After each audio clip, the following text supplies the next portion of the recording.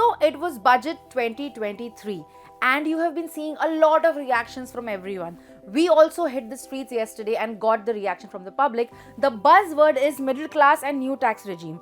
Now these were the reactions from the public and we saw many reactions on Twitter. Let's see what the media houses, especially the finance newspapers, are talking about when it comes to budget session 2023. Hello and welcome to Media Junction. I am Divya Singh Sharma. Now as we see the media reactions, let's start with ET, the go-to financial paper for India. Economic Times says, Finance Minister delivers a balanced budget minus the freebies, which is true. And it also says that the budget achieves the hat trick, which is three things: greatly boosting capital spending, slashing taxes, and reducing the fiscal deficit. Let's move on to the next one. This is what the Indian Express said for budget 2023. They have majorly showed a graphic that showing the allocation of budget for the major schemes, how the boost has happened, compared it in figure of crores to the previous financial year and this financial year, showing pharmaceutical industry boost from 100 crores to 1250, Jal Jeevan Mission from 60,000 to 70,000, Eklavya model residential schools. This has been significant from 2,000 to 5,943 crores. Pradhan Mantri Awas Yojana, a significant increase again there. Then this is for adoption and manufacturing of EVs, electric vehicles. The government is thinking prudently for future, and that's why for e-vehicles. And Northeast Special Infrastructure Development Scheme, there is special focus in Northeast as well. Now let's move on to the next one. So three key takeaways according to Indian Express is the new personal income tax, which is true. That has been the buzzword this time. The fiscal deficit, market borrowing by government, will fall to 5.9% of GDP. And capex has been raised. Now what is capital expenditure? It's basically the money that is spent on building productive assets such as roads and bridges and ports. Now these are the three takeaways according to Indian Express as well. Okay. Now this is by Live Mint.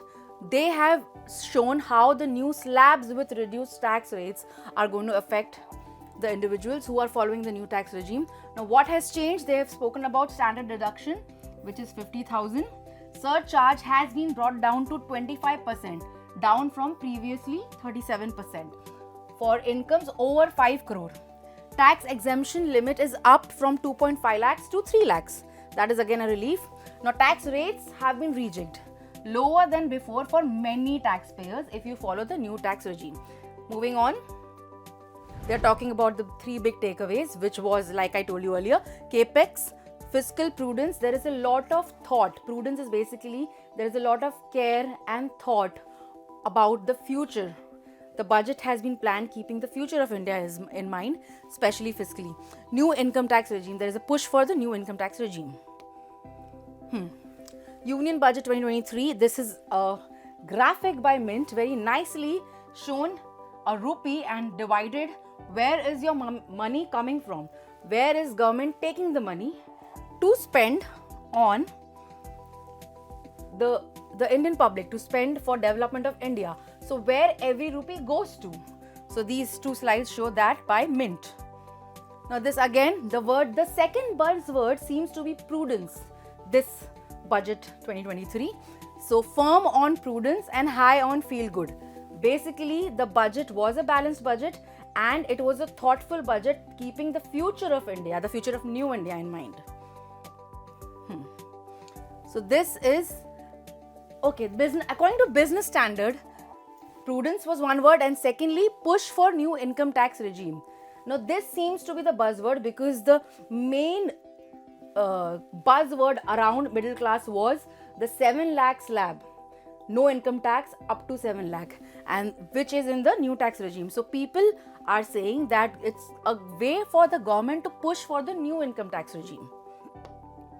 Okay, a fiscally prudent approach. Again, like I said, the buzzword is prudence for budget 2023 by Nirmala Sitharaman ji. Making the regime less taxing.